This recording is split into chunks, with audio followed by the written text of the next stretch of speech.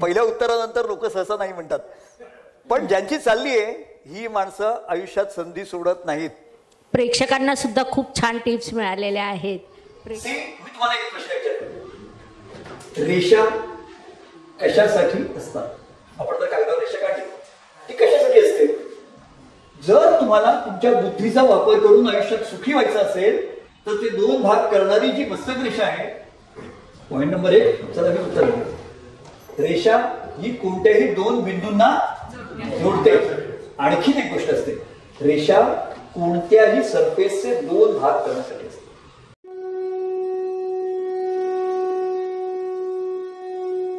संशोधन केंद्र आयोजित, अभिजित प्रतिष्ठान मुंबई प्रायोजित चला भविष्यवेत्ता घडवूया या शिबिराला उपस्थित सर्व ज्योतिषप्रेमी व अभ्यासकांचं मनपूर्वक स्वागत. ॲस्ट्रोगुरू डॉक्टर ज्योती जोशी या यूट्यूब चॅनलवरील सगळ्या प्रेक्षकांचं मनपूर्वक स्वागत. आज आपण एक छानसा उद्देश घेऊन इथे जमा झालेलो आहोत. ज्योतिषशास्त्र अगाध आहे. शास्त्राच्या शाखा आहेत, उपशाखा आहेत. वैदिक ज्योतिषशास्त्र, ॲस्ट्रोवास्तू, वास्तुशास्त्र, शेअर मार्केट, सर्व शाखांचा अभ्यास करत डेस्टिनी मॅनेजमेंट हा एक वेगळा विषय आपल्यासमोर आणत असलेले दिग्गज श्री सुनील पुरोहित सर आज आपल्यात उपस्थित आहेत. आपल्या चॅनलवरील प्रेक्षकांना नवनवीन ज्योतिषशास्त्रातील विभागाचा अभ्यास करता यावा या उद्देशाने आपण सर्व दिग्गजांना आमंत्रित करत असतो आणि तुम्ही सुद्धा त्याच पद्धतीने प्रतिसाद देत आमचे कमेंट बॉक्स भरभरून वाहत असतात. अर्थात आजचं पॉडकास्टिंग हे खूपच स्पेशल होणार आहे, कारण अतिथी जेवढं स्पेशल तेवढं पॉडकास्टिंग नक्कीच स्पेशल होणार आहे. असं ज्योतिषशास्त्रात एवढ्या शाखा आहेत, उपशाखा आहेत. तुम्ही स्वतः सर्व शाखांचा जवळपास अभ्यास केलेला आहे. असं असताना पुन्हा पामनिष्ठीचा किंवा हस्तरेखाशास्त्राचा अभ्यास करावा हे आपल्याला सांगा. पामिस्ट्री माझं पहिलं प्रेम. जसं प्रत्येकाचं एक पहिलं प्रेम असतं की नाही, तसंच पामिस्ट्रीचं माझं आहे. जेव्हा मी शिकायला सुरुवात केली तेव्हा मला पामिस्ट्री खूप आवडायला लागलं होतं. आणि हा विषय प्रूव्ह करण्याच्या पलीकडे असतो. म्हणजे त्याला एखादा अपवाद असू शकतो की हा हात तुमचा आहे आणि हा हात तुमचा आज असा दिसतो. कुंडलीसारखं नसतं. कुंडली म्हणजे तुमची कुंडली आहे की नाही माहीत नाही, जन्मवेळ बरोबर आहे की नाही माहीत नाही, आता ज्या घरात राहतो ते घर माझं आहे की नाही माहीत नाही. अशा सगळ्या गोष्टी कुठे पामिस्ट्री लागत नाहीत. त्यामुळे पामिस्ट्री हा विषय थेट डायरेक्ट आणि थेट ॲप्लिकेशन करणारा विषय, आणि म्हणूनच पामिस्ट्री हा विषय डेस्टिनी मॅनेजमेंटमध्ये असलाच पाहिजे असं माझा पहिल्यापासून हट्ट, आग्रह आणि कौतुक होतंच. खूपच छान. आपणही जेव्हा अभ्यास करतो तेव्हा अनेक वेळा जातक स्वतः संभ्रमित असतात की माझी वेळ बरोबर आहे का. अनेक वेळा ते सांगतात सकाळी 7 ते 8च्या दरम्यान. अशा वेळी हस्तरेखा या महत्त्वपूर्ण ठरतात आणि म्हणून प्रत्येक ज्योतिषाने इतर शास्त्र शाखांचा अभ्यास करताना पामिस्ट्रीचा अभ्यास करावा हे आपल्याला आज सर सांगत आहेत. परंतु सर, ज्यांना हातच नाही त्यांच्या भविष्याचं काय? ज्यांची कुंडली नाही त्यांचं भविष्य असतं, ज्यांची जन्मवेळ माहीत नाही त्यांचं भविष्य असतं, ज्यांचं हात नाही त्यांचं भविष्य असतं. पण बहुतेक लोकांचे हात आहेत, आपण त्यांचं भविष्य काय बघत आहे? भविष्य वाचता येत नाही हातातून, परंतु ते असतं हे नक्कीच. पुरुषांचं आणि स्त्रीचं भविष्य पाहत असताना वेगवेगळे हात बघितले जातात असं काही लोक म्हणतात. काही लोक अजून वेगळं काहीतरी म्हणतात. यामागील नेमकं कारण काय? काही ज्योतिषी फक्त एकच हात बघतात, काही ज्योतिषी दोन्ही हात बघतात. तर यामागील विश्लेषण काय? हा विषय काळाबरोबर बदलत गेलेला आहे. पूर्वी एक काळ असा होता की जेव्हा ज्या स्त्रिया असत त्या खूप कर्तृत्ववान नसत. घर सांभाळणं, मुलांची घडवणूक करणं याच्यावरती सगळा भरच असतो. ज्यांचं कर्तृत्व हे त्यांच्या व्यक्तिमत्वाशी निगडीत आणि सातत्याने असणारं असायचं. त्यांचा डावा हात आणि उजवा हात यात फरक कशाला असेल? आज कर्तृत्ववान असणाऱ्या महिलेचे जर तुम्ही दोन्ही हात पाहिलेत तर left hand side is not equal to right hand side. Left hand side म्हणजे जे माझ्याकडे आहे ते, आणि राईट हँड साईड म्हणजे जे मी कमवलंय ते. आता कमवणारा जो हात आहे तो राईट हँड, म्हणजे जर माणसाचा उजवा हात जर ॲक्टिव्ह हँड असेल तर तो त्याच्या दोन्ही हातातला फरक जर तुम्ही पाहिलात तर आपल्याला असं दिसून येतं की right hand side is never equal to left hand side. Right. त्यामुळे आजच्या काळामध्ये काम करणारी महिला ही पुरुषांपेक्षा कमी नाही आणि काम करणाऱ्या महिलेचा डावा हात आणि काम न करणाऱ्या पुरुषाचा डावा आणि उजवा हात कदाचित सारखे असतील. त्यामुळे पुरुषाचा हात आणि स्त्रीचा हात असा फरक न करता काय कार्य करतायत त्याच्यावर त्यांचे हात पाहावेत असं मला वाटतं. बरोबर. कर्तृत्व ओळखण्याची दिशा आपण म्हणू शकतो किंवा वैदिक ज्योतिषशास्त्रात आपण म्हणतो भाग्य घेऊन जन्माला आलोत आणि कर्माने घडलोत, भाग्य अधिक कर्म बरोबर लाभ. त्याच पद्धतीने इथे आपण असं म्हणूया, डावा हात अधिक उजवा हात म्हणजे तुमचं आजचं आयुष्य.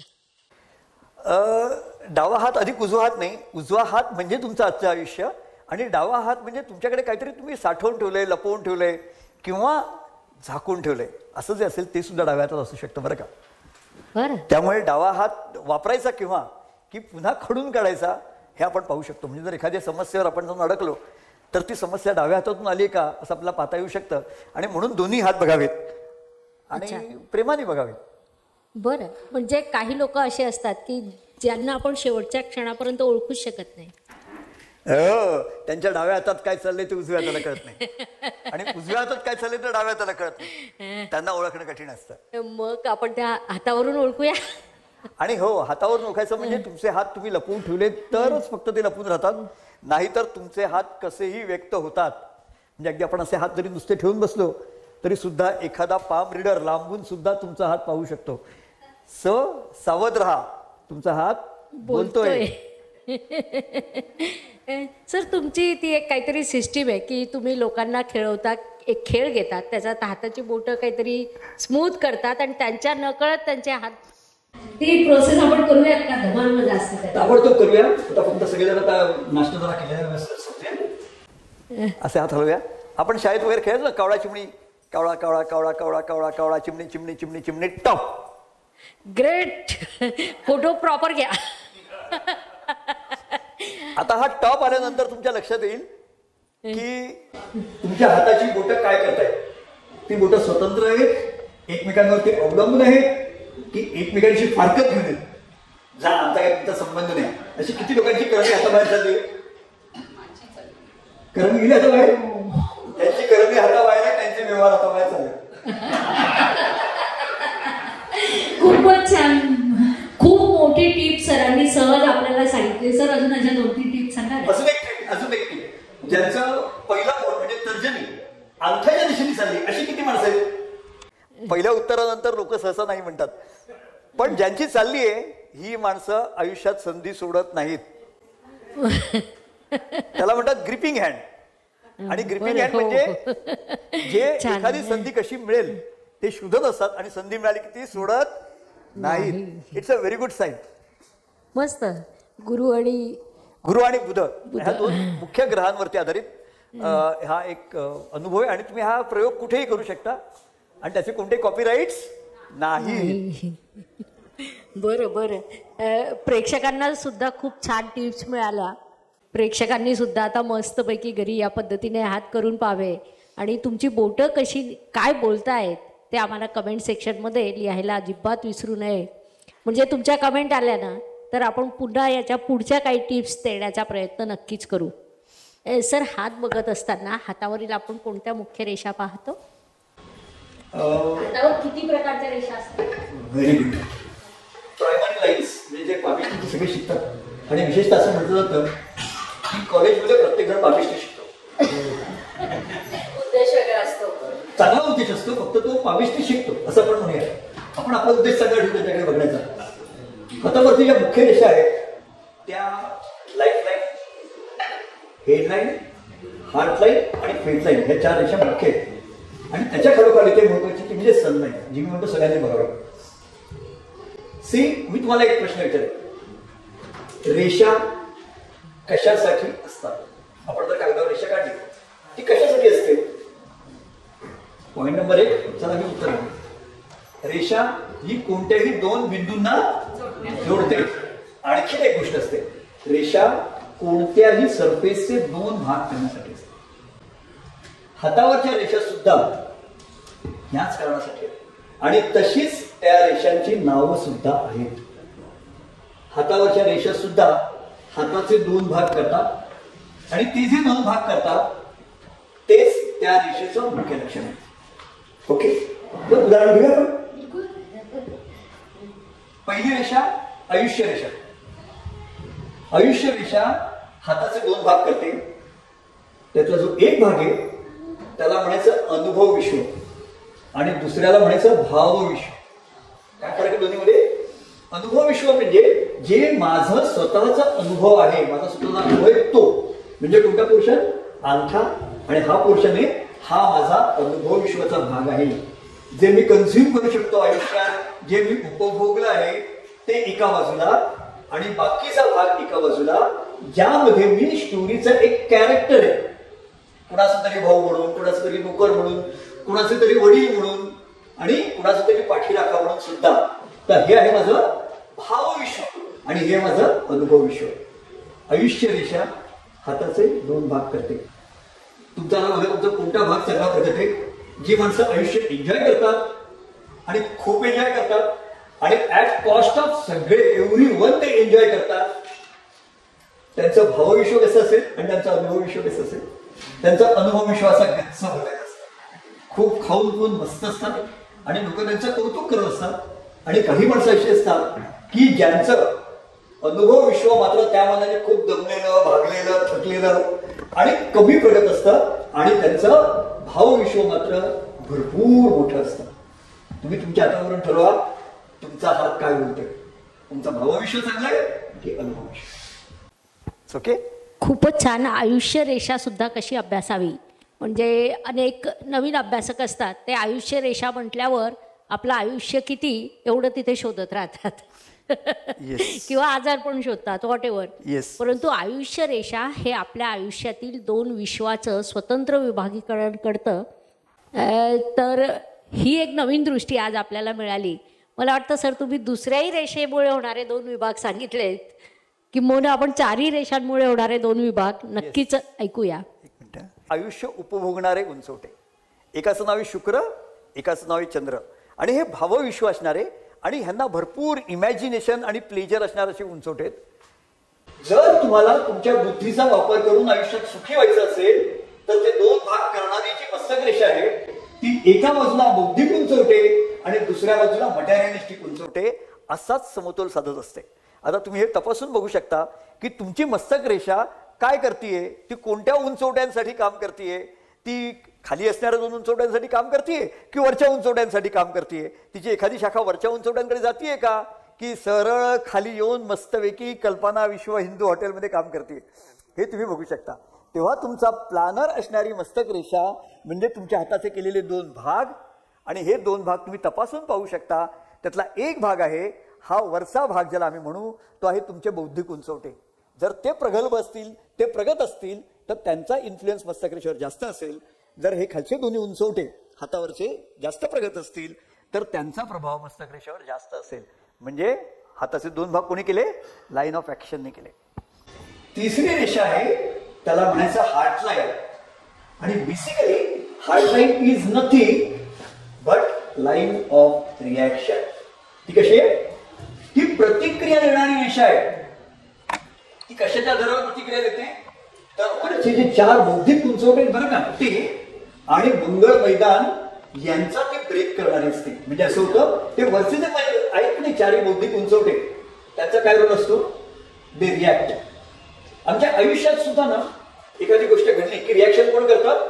शहाण्या माणसाला मी विचारून रिॲक्ट करतो. तुम्हाला लक्षात आलं असेलच की समजा तुमच्या आयुष्यात एक समस्या निर्माण झाली तर तुम्ही कोणाला विचाराल? तुम्ही एखाद्या वकिलाला विचाराल, एखाद्या डॉक्टरला विचाराल, एखाद्या फायनान्शियल ऍडवायझरला विचाराल किंवा एखाद्या अनुभव संपन्न माणसाला विचाराल. हे चार आमचे वरचे उंचवटे म्हणजे ह्या चार भूमिका आहेत.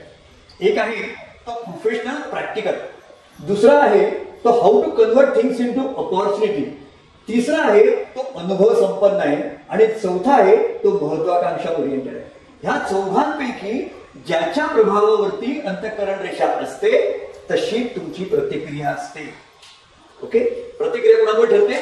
प्रतिक्रिया रेषेमुळे ठरते. Line of action and line of reaction are two different things. See आपण पुष्कळ वेळा जुन्या हिंदी सिनेमाकडे गेलो तर आपल्या लक्षात येईल की लाईन ऑफ रिॲक्शन म्हणजे कसं असतं.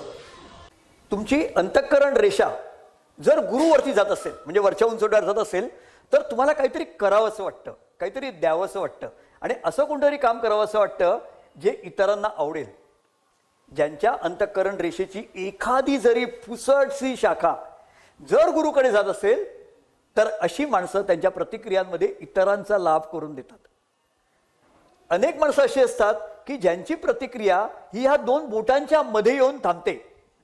ते काय करतात, तुमचंही काही देऊ नका, माझंही काही घेऊ नका, 100 रुपये द्या, 100 रुपयाची वस्तू घ्या, अशी ही मधली प्रतिक्रिया करणारी रेषा आहे. तिसरी रिॲक्शन देणारी रेषा आपल्या जुन्या हिंदी पिक्चरच्या विलन सारखी बरं का. काय करायचं, तो हिरोची आई आजारी पडते, हिरो त्याच्याकडे जातो आणि म्हणतो, अरे माझ्या आईला बरं नाही, जरा पैसे देशील का. तो म्हणतो, ये तिजोरी में पैसा आपके लिए तो रखा है, लेके जाओ, कितना चाहिए, लेकिन एक कागज के ऊपर दस्तखत जरूर करना. आणि त्या कागदावर त्याचं घर गहाण ठेवून देतो आणि तो संधीची वाट बघतो की आपण ते केव्हा घर विकत घेऊ शकू. आणि ही अंतःकरण रेषा जेव्हा फक्त शनीवर येऊन थांबते आणि तिची कोणतीही शाखा नसते, तेव्हा अशा माणसांना अशा संधी पटकन उमगतात. तुमचा हात बघा, त्याच्यात तसं पोटेन्शियल आहे का. तुमच्या शेजाऱ्याचा हात बघा, तसा पोटेन्शियल आहे का. तसं असेल तर त्याची मदत घ्यायची की नाही घ्यायची हे सुद्धा तुम्ही ठरवू शकता. अंतःकरण रेषा जी लाईन ऑफ रिॲक्शन आहे ही रिॲक्शन देण्याच्या वेगवेगळ्या पद्धती दर्शवित असते. ओके, सो 3 महत्वाच्या रेषा मी विचारात घेतल्या. आता चौथी महत्वाची रेषा आहे ती आहे व्यक्तिमत्व रेषा म्हणजे फेट लाईन. ती हाताचे 2 भाग करते. एका बाजूला आहे गुरु महत्वाकांक्षा दर्शक, दुसऱ्या बाजूला प्रॅक्टिकल मर्क्युरी. एका बाजूला आहे शनी, दुसऱ्या बाजूला आहे रवी. हे आमचं सुप्त रूप आहे आणि हे आमचं प्रकट रूप आहे. काय म्हटलं मी, फेट लाईनच्या एका बाजूला असणारं आमचं रूप हे सुप्त रूप आहे. त्याच्यामध्ये गुरु येतो, हा आक्रमक मंगळ येतो आणि आम्ही एन्जॉय करायला ठेवलेला शुक्र येतो. दुसऱ्या बाजूला आमचं सामाजिक स्वरूप असणारा चंद्र येतो, आमचा बचावात्मक असणारा मंगळ येतो, व्यवहार दर्शक बुध येतो आणि महत्वाकांक्षेतून समृद्धी साधणारा रवी येतो. सो आता तुम्हाला हे पाहिजे की तुम्ही काय करणार आहात. तुम्ही समृद्धी साधणार आहात की महत्वाकांक्षा बाळगून त्या फक्त स्वतः पुरत्या ठेवणार आहात. हे तुमचं फेटलाईन दर्शवते. त्यामुळे फेटलाईन हाताचे 2 भाग करते. एक भाग जो जगाला दिसतो, जो भाग तुम्हाला दिसतो. ज्यांचं गुरुचं बोट चांगलं आहे किंवा हे बोट चांगलं आहे त्यांच्या महत्वाकांक्षा त्यांनाच व्यवस्थित माहीत असतात आणि त्या जेव्हा प्रगट होतात तेव्हा प्यारे देशवासियो हे ऐकायला मिळतात. मात्र ते लक्षात येत नसतं की ह्या माणसामध्ये एवढी जबरदस्त महत्वाकांक्षा आणि नेतृत्व गुण आहे. तुमचे नेतृत्व गुण हे सामान्यतः सुप्त असतात आणि व्यवस्थापन तंत्र हे लोकांकडे पोहोचत असतं. Is it okay. सो तुमच्या हाताच्या 2 भाग केले, 4 रेषा आणि तुमच्या व्यक्तिमत्वाचे उलगडलेले पैलू आज तुम्हाला मिळाले असतील. राईट. खूपच छान सर. हाताच्या 4 रेषा खरं तर बहुतेकांच्या अभ्यासात याची सुरुवात झालेली असते आणि अनेकांचा अभ्यास तिथेच थांबतो देखील. परंतु त्याच्या पलीकडे जाऊन त्या रेषा, त्यांचं महत्त्व आणि त्यातून डेस्टिनी कशी मॅनेज करावी, कुठे नाती सांभाळावी, कुठे लांब राहावं, हे सुद्धा आज आपण शिकू शकतो. डेस्टिनी मॅनेजमेंट ज्योतिषशास्त्राच्या कोणत्याही विभागातून करता येतं असं देखील आपण आता म्हणूया, काही हरकत नाही. साऊथमध्ये एक प्रकार असा ऐकलेला आहे की अंगठ्यांचे ठसे पाहून मार्गदर्शन केलं जातं. त्याबद्दल काय बोलाल. साऊथ मध्ये जो प्रकार आहे हा एक अप्रतिम वेगळा प्रकार आहे आणि ते अंगठ्यावरून कुठलाही मांडू शकतात. आता तुम्ही मला सांगा की एका अंगठ्यावरून सुद्धा जर माणसाचं व्यक्तिमत्व सांगता येत असेल तर अख्खा हात आणि दोन्ही हात घेऊन आपण काय करू शकतो. That is think positively. म्हणजे आमचा हात जगन्नाथ, आमचा हात हा आमचा एवढा मोठा मार्गदर्शक असतो की तो आम्हाला नेहमी सांगत असतो, बेटा you are on right track, बेटा you are doing something wrong. तो कसं सांगतो माहिती का. उदाहरण घेऊया आपण. आता तुम्ही परत कावळा चिमणी करून सगळे स्वस्त झाले आणि आता कावळा चिमणी कमी व्हायला लागेल कारण प्रत्येकाला कळलंय आपला हात बोलतोय. असं आपण बघूया. टॉप. सी, आपण एखादं वजन घेऊन जेव्हा चालतो तेव्हा काय होतं, आपण वागतो. आणि कसे वागतो, असे वागतो, कधी असे वागतो, कधी असे वागतो. तुमची बोट सुद्धा जेव्हा त्यांच्यावर वजन जास्त होतं तेव्हा वाकतात. तसं आपण सुरुवात मग अशी करंगीने केली. कुणाची करंगी अशी आतल्या बाजूला वाकली आहे का ते नीट तपासून बघा. जर तुमची करंगी आतल्या बाजूला वाकली असेल तर तुम्हाला कोणाला तरी सांभाळण्यासाठी, काहीतरी सांभाळण्यासाठी एखादं समीकरण सोडवावं लागतं. कधी खोटं बोलावं लागतं, कधी धपा मारावे लागतात, कधी काहीतरी 2+2 बरोबर 5 करावं लागतं. जर करंगी बाहेरच्या बाजूला जात असेल अशी वळून तर मात्र तुमच्यामुळे इतरांचं खरं नाही. कारण करंगी बाहेरच्या बाजूला चालली, जसं मग आपण म्हणलं की व्यवहार आता बाहेर होता, पण ती बाहेरच्या बाजूला वाकडी होऊन जात असेल तर मात्र थोडंसं धोकादायक आहे. करंगी सांगते अरे वजन जरा जास्त झालं बेटा, ज्यादा मत फेक, थोडा कम कर, थोडा बरोबर करणं आधी काम, असं सांगत असते. त्याप्रमाणे आमच्या हे बोट आहे बघा, अनामिका, हे बोट हातावरचं सगळ्यात महत्वाचं बोट आजच्या तारखेला आहे असं मी का म्हणतो, कारण we are in management era. हे बोट जर कुणाचं खूप बारीक बारीक बारीक सडपात्र आहे का, असं छान बारीक आहे असं कुणाचं बोट आहे का, लोक आता घाबरतात हो म्हणायला. जर ते बारीक असेल तर याचा अर्थ तुम्ही आरोग्याबद्दल जागरूक आहात. पण खूप जास्त बारीक झालं असेल तर त्याचाही अतिरेक होतोय हे लक्षात ठेवा. साधारणतः जर तुम्ही पाहिलं असेल तर फिल्म स्टार्स म्हणा किंवा स्पोर्ट्सवर म्हणा, त्यांचं हे बोट अतिशय बारीक आणि सडपात्र असण्याची शक्यता जास्त आहे. ओके, कारण हे बोट कसं आहे, रवीचं बोट आहे आणि ज्या गोष्टींचा आम्ही वापर करतो ते सडपातळ होतं आणि ज्याचा आम्ही वापर कमी करतो ते जाडजूड, गलेलठ्ठ आणि मस्त होतं. जर तुमचं हे बोट ह्या बोटाकडे वळले, असे किती लोक आहेत की ज्यांचं रवीचं बोट शनीकडे वळले? अशी किती माणसं आहेत बघा, नीट बघा. ज्यांचं रवीचं बोट शनीकडे वळलंय, नॉर्मल बोट्समध्ये दोन्ही बोट एकमेकांकडे वळली असं तुम्हाला दिसू शकतं बरं का. आणि बहुतेक हातांवरती हे जे बोट आहे शनीचं बोट ते रवीकडे वळतंय. हे नॉर्मल आहे का? नॉर्मल आहे याचं कारण आपण स्वतःच्या श्रमांबरोबरच इतरांच्या श्रमाचाही उपयोग करून यशस्वी होत असतो. करेक्ट, म्हणजे शनीचं बोट रवीकडे वळलं. कमीत कमी श्रमामध्ये जास्तीत जास्त यश मिळवण्याचा मंत्र रवीकडे आहे. रवी काम करतो का? कमी करतो. रवी काम करून घेतो. म्हणून जर तुमचं रवीचं बोट सरळ असेल खूप चांगलं लक्षण आहे. आणि जर शनीचं बोट तिकडे वळत असेल तर तुम्ही त्याचा उपयोग योग्य करत आहात. पण अनेक होम मेकर्स असतात, अनेक महिला आहेत, अनेक माणसं आहेत की जी आपलं करिअर सॅक्रिफाईस करतात, आपलं करिअर कमी ठेवतात आणि बराच काळ त्यांच्या आयुष्यामधला सरेंडर करण्यामध्ये जातो. त्यांच्या बाबतीमध्ये हे बोट महत्वाचं असतं आणि ह्या बोटाकडे बाकीची बोटं वळतात. त्याला अपवाद फक्त वैज्ञानिक आहे किंवा जे रिसर्च अँड डेव्हलपमेंटमध्ये त्यांच्या बाबतीत सुद्धा बाकी बोटं त्या दिशेने वळतात, कारण ते सुद्धा आपलं कार्य कशासाठी तरी समर्पित करत असतात. तेव्हा होम मेकर लेडीज ह्या पुष्कळ वेळा तुम्हाला ही दोन्ही बोटं शनीकडे वळलेल्या अशा अवस्थेत सापडतात. ओके, कारण त्यांनी काय केलं असं, प्रायोरिटी टीम. हे बोट कसलं आहे? टीमचं. टीम म्हणजे फॅमिली.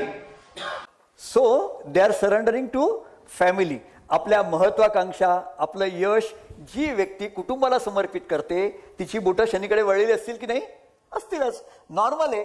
पण ती जर जास्त वळली, जास्त वेडी वाकडी झाली तर समजायचं आपल्याला त्याचा जाच होतोय आणि वेळीच सावध व्हायचं, कारण आपला हात बोलतोय. हात तुम्हाला सांगतोय अरे थांब थांब, जास्त वजन उचलू नको, जास्त वजन उचलू नको, आता ते मोडेल. सो तुमचा हात, तुम्ही जसा तुमच्यात बदल घडतो तसा हळूहळू बदल तुमच्या हातात घडताना आपल्याला दिसतो. खूपच छान. सूक्ष्मता खूपच आहे. पण जे आपण असं म्हणतो निसर्ग सगळ्यात मोठा क्रिएटर आहे, त्याने 2 अंगठ्यांच्या 2 व्यक्तीच्या रेषा सारख्या बनवलेल्या नाही. त्याच पद्धतीने त्याने हात देखील सारखे बनवलेले नाही. त्याच्यात प्रचंड विभागणी आहे. ते पुस्तक आहे, आपण किती वाचू शकतो हे आपल्यावर अवलंबून आहे आणि त्या वाचनाची पद्धत आज आपण शिकतोय. ते वाचण्यासाठी आपल्याला पुस्तक उघडून देत आहेत आजचे आपले दिग्गज पुरोहित सर. सर 4 रेषा, त्याची विभागणी, त्याच्यावरून माणसाच्या प्रत्येक स्वभावाची, त्याचे आयुष्य जगण्याची पद्धत, यातील फरक तुम्ही आम्हाला सांगितले.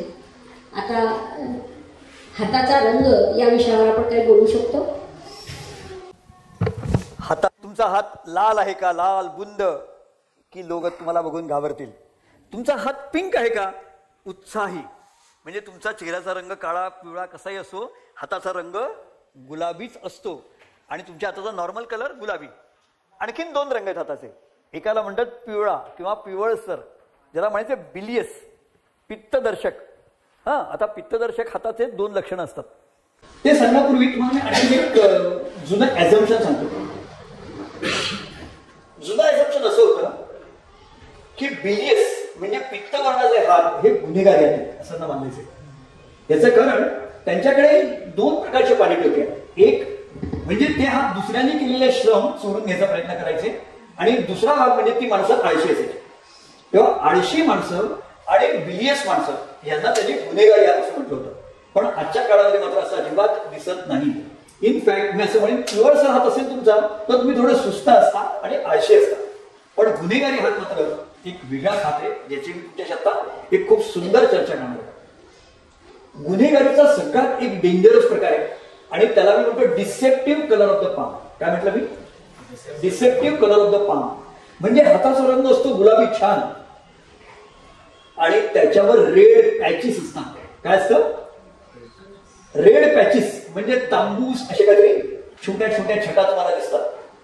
हा हात खऱ्या अर्थाने डेंजरस असतो. कारण ही व्यक्ती तुम्हाला चेहऱ्यावरून खूप नॉर्मल वाटते, वागण्यात बोलण्यात अतिशय नॉर्मल वाटते, पण रेडिश पॅचेस असणारी माणसं ही अनप्रिडिक्टेबल होतात. कशी होतात? अनप्रिडिक्टेबल. आणि अनप्रिडिक्टेबल माणसांच्याकडून होणारे गुन्हे जास्त असू शकतात. ज्याचा हात तांबूस आहे त्याला लोक लागून वाटत हा म्हणून डेंजर आहे भाई, इसके पास जाणे का नाही. त्या तांबूस हात असणाऱ्या माणसाला लोक 2 पावलं लावत असतात. पण गुलाबी हात असणाऱ्या आणि त्याच्यावरती बारीक लाल चट्टे असणाऱ्या माणसांशी मात्र खूप सलगी करतात आणि मग त्यांच्या लक्षात येतं की ही माणसं प्रेडिक्टेबल नाहीत. आणि हे कळेपर्यंत गुन्हे घडलेले असतात. सो तुमच्या हातावरती जर तांबूस चट्टे असतील तर काळजी घ्या, कारण तुमचा हात बोलतोय. खूपच छान. हाताच्या रेषा झाल्यात, रंग झाले, बोट झालीत. अच्छा अच्छा, एक अजून एक हाताचा रंग सांगायचा बाकी. बरं. आणि हाताचा रंग पांढरट, ज्याला आपण पेल हात म्हणतो. पेल हात म्हणजे साधारणतः ज्यांच्याकडे एनर्जी कमी आहे, आपण ज्याला बोलीभाषेत म्हणतो की नाही ॲनेमिक प्रकारचा हात आहे.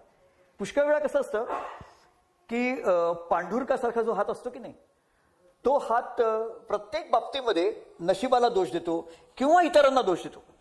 माझ्या आयुष्यात काही घडलं नाही कारण माझ्या बाबांनी मला चांगल्या शाळेत घातलं नाही. माझ्या आयुष्यात काही घडलं नाही कारण माझ्या बायकोनी मला मदत केली नाही. माझ्या आयुष्यात काही घडलं नाही कारण माझ्याकडे पैसे आले आणि मुलांनी सांगितलं कुठेही गुंतवू नका. सो जनरली पांढुरक्या हाताची माणसं इतरांना दोष देतात स्वतःच्या अपयशासाठी सुद्धा. सो तुमच्या हाताचा कलर पांढुरका असेल तर ते जास्त वाईट आहे. सो काय करायचं? भरपूर गाजरं खायची, हिमोग्लोबिन वाढवायचं आणि मस्त एनर्जेटिक राहायचं. म्हणजे तुम्ही तुमच्या आयुष्यातल्या स्वतःच्या चुकांसाठी देखील स्वतःला जबाबदार धरणार नाही. So you will be having that kind of energy. खूपच छान. हाताचे हात बघताना आपण 2 प्रकार वापरू शकतो. प्रत्यक्ष हात बघणं किंवा ठसे बघणं. त्यातली कोणती तुम्हाला विशेष आवडते आणि का? कोरोनाने एक खूप मोठी गिफ्ट आपल्याला दिली आणि ती गिफ्ट दिली व्हॉट्सॲपवरून हाताचे फोटोग्राफ शेअर करण्याची. तुम्ही जर हाताचे फोटो लॅपटॉपवरती, मोबाईलवर नका बघू कारण ते मोबाईलवर पाहण्यासारखे खूपसे नसतात, पण लॅपटॉपवरती किंवा एखाद्या मोठ्या डेस्कटॉपवर जर पाहिलेत हाताचे ठसे तर तुम्ही ते एखाद्या डॉक्टर एक्सरे वगैरे बघतात की नाही तसं तुम्ही बघू शकता. हा अच्छा अच्छा असं दिसतंय का, तुमचं हे बोट वळायला लागलंय बरं का, ही हेडलाईन थोडी 20व्या-25व्या वर्षानंतर खाली गेली आहे असं सांगायला तुम्ही सुरुवात करू शकता. कारण तुम्हाला ते हाताचे ठसे पाहायला जास्त मजा येईल आणि जास्त छान उपयोग होईल. हातात हात घालून बराच वेळ बघायचं होतं. एक तर तुमचं वय असलं पाहिजे आणि दुसरं त्यालाही रुचलं पाहिजे. नाही तर किती वेळ तुम्ही हातात हात धरून बसणार की काय चाललंय काय चाललंय, तर ते काही खूप समजत नाही हातात हात घेऊन जास्त वेळ. पण तुम्ही जर हाताचे ठसे घेतले आणि ते संगणकावर पाहिले किंवा लॅपटॉपवर डेस्कटॉपवर पाहिले तर तुम्हालाही जास्त बरं वाटतं आणि त्या माणसालाही ऐकायलाही बरं वाटतं आणि तुम्ही त्याचं चांगलं वर्णन करू शकता. खूपच छान.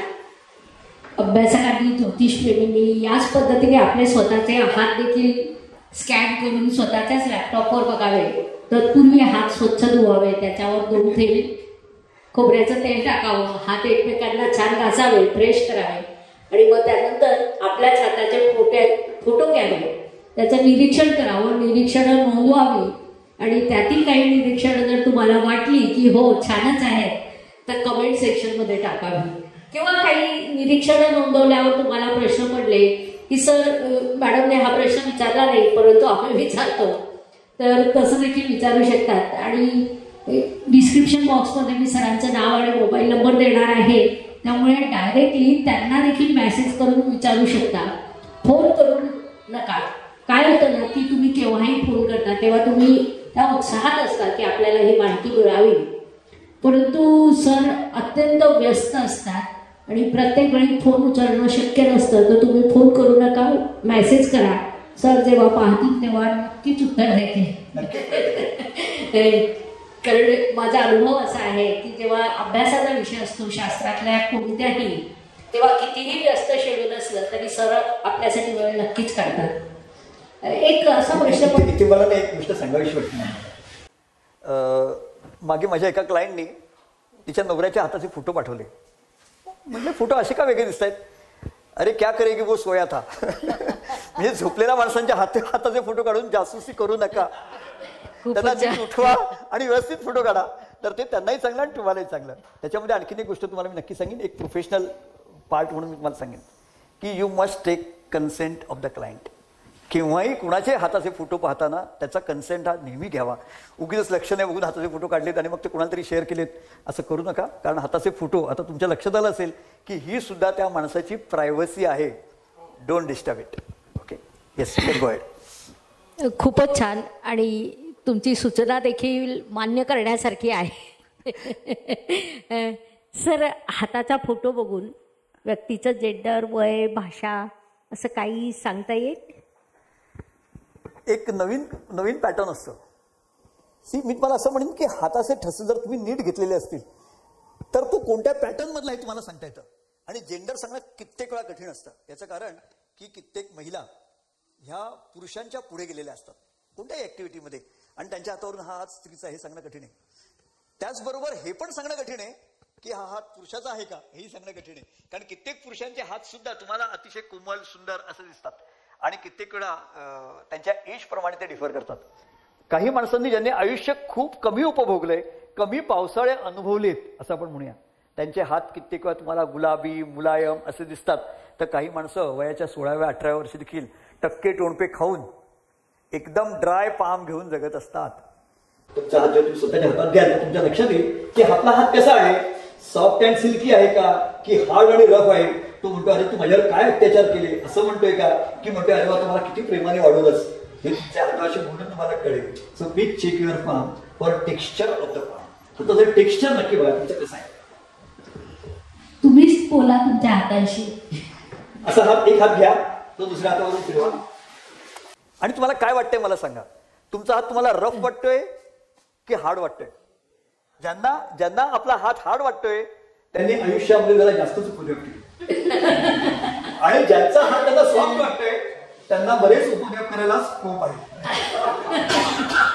असं आपण म्हणूया. हाताचे ना मुख्यतः करून 3 लेअर आम्ही विचारात घेतो. हा आउटर लेअर आहे. तुम्ही इथून देखील हातावरून हात फिरवलात तर तुमच्या एक गोष्ट लक्षात येईल, हा हात बॅकग्राऊंड दाखवतो, तुमची फॅमिली बॅकग्राऊंड. ज्यांच्या फॅमिली बॅकग्राऊंडमध्ये एक चांगुलपणा आहे, चांगलं व्यक्तिमत्व आहे आणि ऐशारामाची जीवन जगतायत, त्यांचा हा हाताचा पोर्शन सॉफ्ट असतो. ओके. ज्यांनी स्वतःला घडवलंय त्यांच्या हाताचा हा पोर्शन रफ असतो आणि ज्यांचं व्यक्तिमत्व हे समाजामध्ये महत्वाचं आहे त्यांचा हात असा रुंद क्रॉस सेक्शन देखील भक्कम असतो. कित्येक वेळा म्हणजे हा 3 लेअर प्रमाणे तुम्ही पामिस्ट्री पाहिजे असते. बाहेरचा भाग, मधला भाग आणि इथला सरफेस. तुम्हाला जर दुसऱ्या माणसाशी कसं वागायचं हे पाहिजे असेल तर फक्त त्याच्याशी हात मिळवा, इररिस्पेक्टिव्ह ऑफ जेंडर. 5 सेकंद हात हातात ठेवा आणि त्याच्या 3 लेअरचं निरीक्षण करा and tell me how you read anybody's palm. त्याचा हात जर रफ असेल तर हा माणूस रफ आहे, त्याच्यापासून सांभाळून गेला.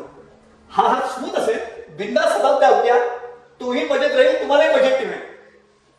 आणि समजा जर त्याचा हात खूप खूप खूप खूप मुलायम आणि ओलावा असणार आहे तर तो कदाचित तुमचा हात सोडणार नाही आणि तुम्ही कंटाळला तरी तुमचा हात सोडणार नाही. तुम्ही काळजी घ्या. खूपच छान.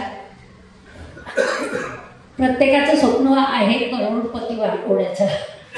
आपल्या हातावर अशी एखादी रेषा असते का की जी आपल्याला करोडपती बनवू शकते? सगळ्यात पहिलं म्हणजे हातावरती करोडपती होण्याची रेषा नाही, पण हातामध्ये पॉसिबिलिटीजच्या मात्र गोष्टी बऱ्याच आहेत.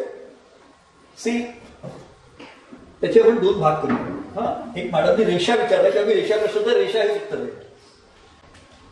हातावरती जर फेट लाईन नीट नसेल तर ते चांगलं नाही, पण हातावरती सनलाईन असेल, सनलाईन म्हणजे ह्या बोटाखाली असणारी कोणतीही रेषा ज्याचा उद्देश ह्या उंचवट्याकडे जायचा आहे, बोटाकडे जायचं आहे.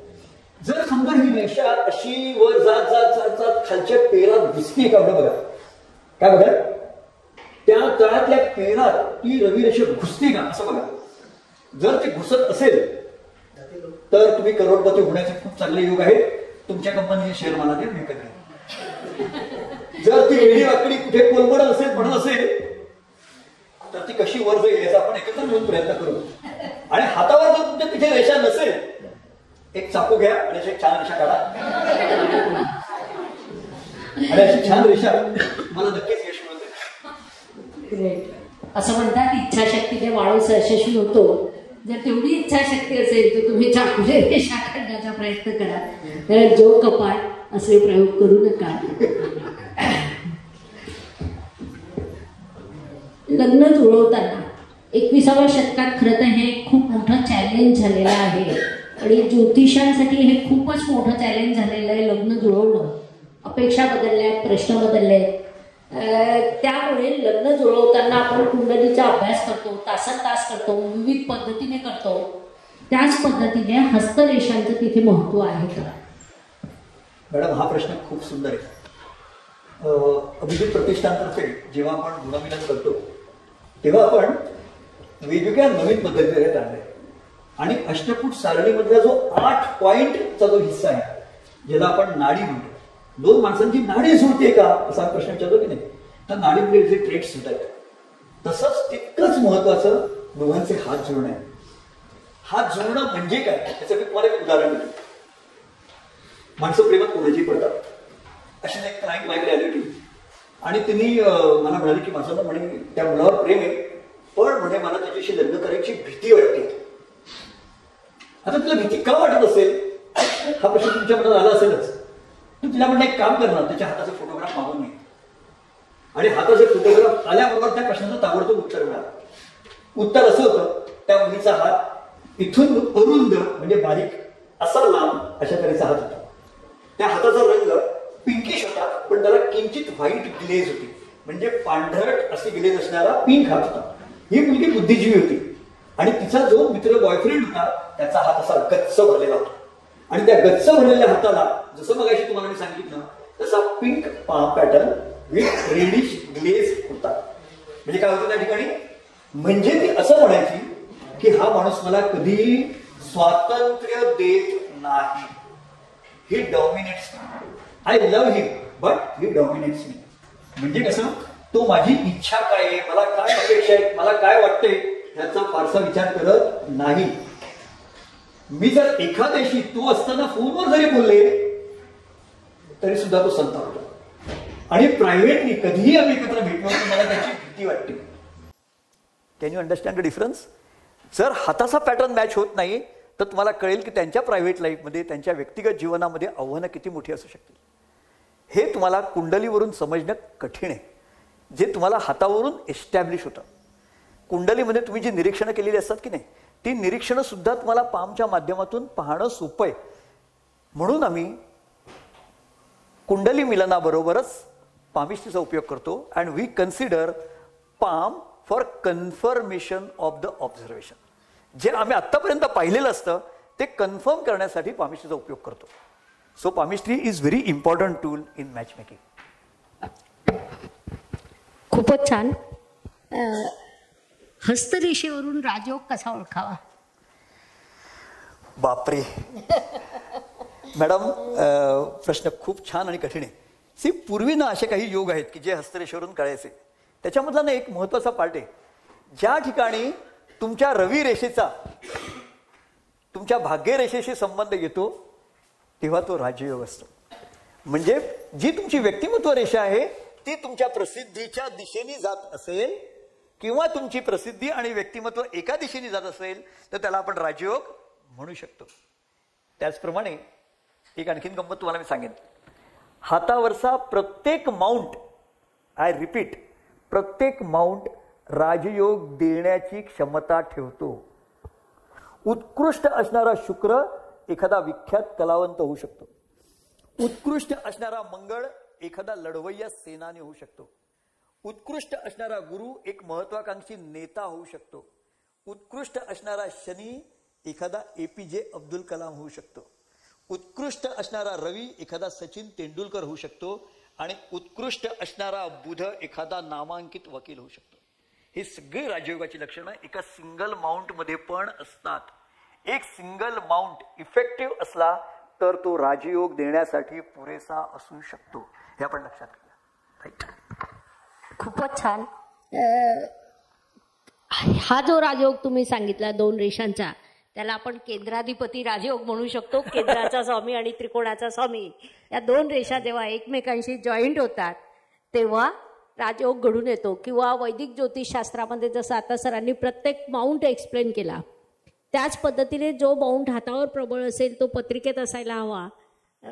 अशा पद्धतीने पंचमहापुरुष योग म्हणजे एखाद वेळी तुमच्याकडे जातक आलेला असेल, त्याची पत्रिका तुमची मॅच होते का, कारण त्याची वेळ बरोबर आहे का, हे चेक करण्यासाठी तुम्ही हे देखील पाहू शकता. त्याचं जर गुरुचं हातातलं पेर मजबूत असेल तर निश्चितच पत्रिकेत गुरु प्रबळ असायला हवा. बरोबर. एवढं सोपं आहे, म्हणजे शास्त्र खरंच खूप सोपं आहे आणि आपण असं छान पद्धतीने विविध पद्धतीने त्यांना एका सुरात आणू शकतो आणि अभ्यास देखील करू शकतो. आम्ही वैदिक ज्योतिषशास्त्रात जातकांना उपाय सांगतो, कारण फक्त भविष्य सांगून चालत नाही. जातक आपल्याकडे आलेले असतात उपाय ऐकायला आणि छोट्या छोट्या उपायांनी डेस्टिनी मॅनेज करता येते. मॅडम, उपाय हे एक क्षेत्र खूप सुंदर आहे. डेस्टिनी मॅनेजमेंटमध्ये उपाय is creating pre conditioning and giving thought capsules असं म्हणतो. म्हणजे एखाद्या माणसाला दुसऱ्या माणसाशी कसं वागायचं यासाठी आधी एक नेट प्रॅक्टिस करून घ्यायची, त्याला म्हणजे प्री कंडिशनिंग. आणि दुसरं थॉट कॅप्सूल म्हणजे विचारांच्या माध्यमातून त्याला एक एक डोस द्यायचा की तू असं कर, तू तसं कर, तू तसं कर. आणि ते जर डोस त्यांनी व्यवस्थित पाळले, इट वर्क्स. मग एवढ्या 70-75 किलोच्या मोठ्या दगडाला एक छोटासा दगड आणखीन हातात घालून तू दुसऱ्याला आडवा करशील म्हणून सांगणं हे मला वाटतं आवश्यक नाही. 40 वर्षाच्या प्रॅक्टिसमध्ये मला कधीही कोणालाही कोणत्याही तऱ्हेचे वेगळे उपाय द्यावे लागले नाहीत. याचा अर्थ मी सर्वोत्तम प्रॅक्टिस करतोय असा नाही, परंतु एक अर्थ नक्की आहे की तुमच्या प्रश्नाचं उत्तर जर तुमच्याकडे असेल तरच मिळतं. तुमच्याकडे प्रश्नाचं उत्तर नसेल तर ते उत्तर मिळणं खूप कठीण असतं.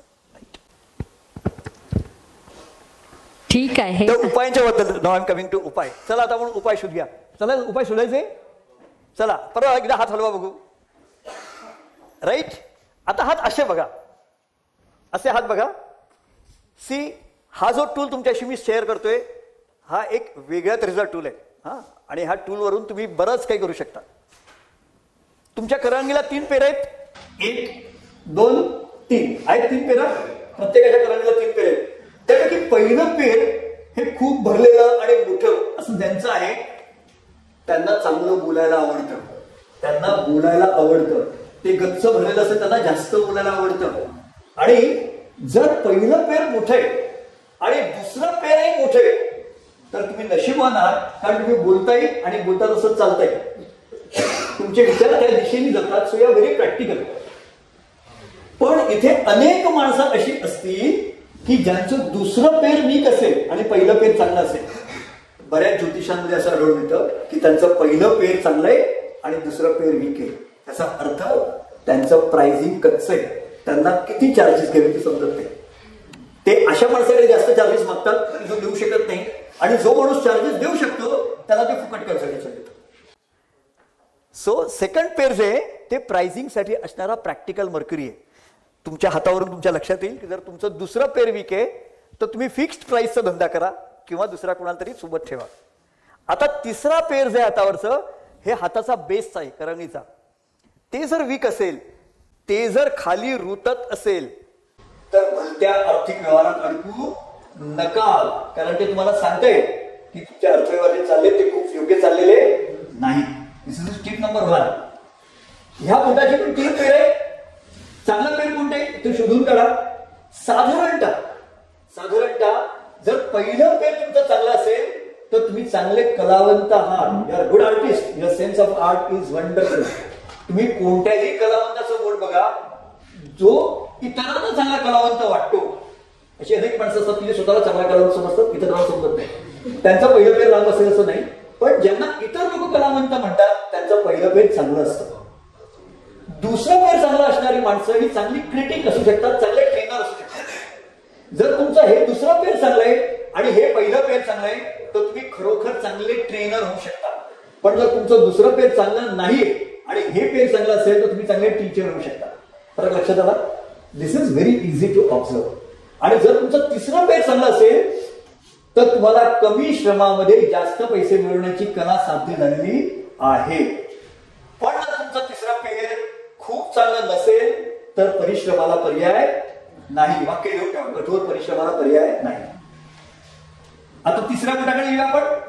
जर तुमचं तिसऱ्या बोटाचं पहिलं पेर मोठं विकसित असेल तर तुमच्यामध्ये एक चांगला संशोधक आहे आणि त्याच्या आधारावरती तुम्ही R&D मध्ये काम करू शकता.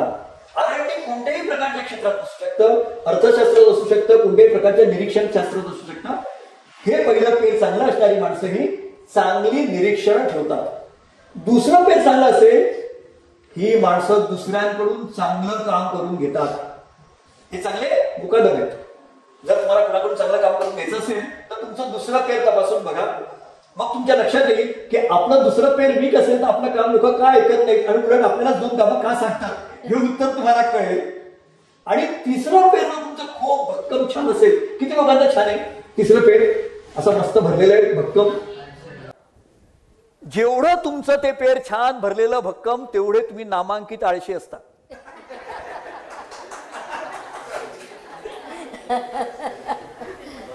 आता आपण या पहिल्या बोटाकडे येऊया. तुमचं पहिलं बोट आहे जे तर्जनी, त्याचं पहिलं पेर हे तुमच्या बौद्धिक महत्वाकांक्षा दाखवतं. जर तुमच्या बौद्धिक महत्वाकांक्षा चांगल्या विकसित आणि स्वतंत्र प्रकारच्या असतील तर हे पेर बाकी 2 पेरांपेक्षा लांब असतं. पण समजा असं धरून चला की तुमच्या बोटाची लांबीच कमी आहे आणि पहिलं पेर मात्र गुबगुबीत भरलेलं असं आहे, तर तुम्हाला नेतृत्व करायला आवडतं. इतरांच्या दृष्टीने तुम्ही खूप पुढे पुढे करताय असंही असतं. दुसरं पेर हे तुमच्या सोबतचा बॅनर दाखवतं. इथे डेस्टिनी मॅनेजमेंटची अत्यंत महत्वाची टीप आहे, कोणी मिस करू नका. ही खूप महत्वाची टीप आहे. दुसरं पेर जर तुमचं चांगलं असेल गुरुच्या बोटाचं तर you should look for a good banner. म्हणजे अशा एका चांगल्या ऑर्गनायझेशन बरोबर, अशा चांगल्या टीम बरोबर तुम्ही काम केलं तर तुम्हाला यश मोठं मिळेल. स्वतः मिळून स्वतःची मोठी कंपनी काढून आपण मोठे होऊ यापेक्षा दुसऱ्या एखाद्या चांगल्या कंपनीबरोबर काम करून तुम्ही जास्त मोठे होऊ शकाल जर दुसरं पेर चांगलं असेल तर.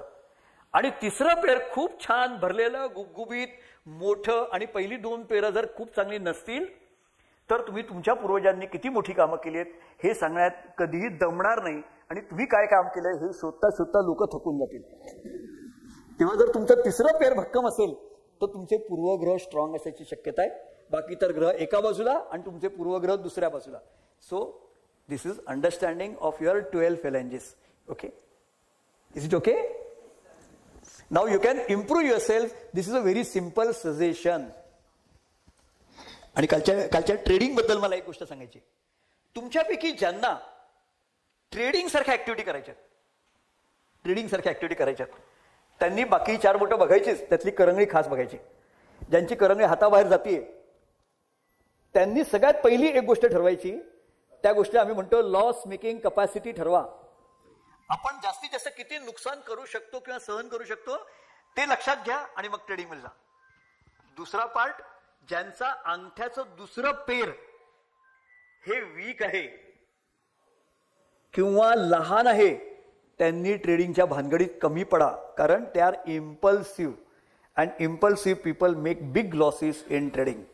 रिमेंबर, तेव्हा ज्यांचा अंगठ्याचं दुसरं पेर हे आयदर खूप लहान आहे, जाड आहे, त्यांना इम्पल्सिव्ह ट्रेडिंगची शक्यता असते.